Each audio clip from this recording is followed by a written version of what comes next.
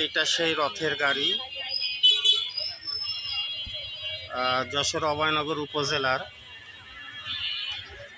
ভাটপাড়া গ্রামের হিন্দু সম্প্রদায়ের ঐতিহ্যবাহী উৎসব রথের মেলা। এই যে আমার পিছনে এই যে এইটা হলো সেই রথের গাড়ি। তো আজকে মেলা শেষ দিন, তো আজকে আমি এসেছিলাম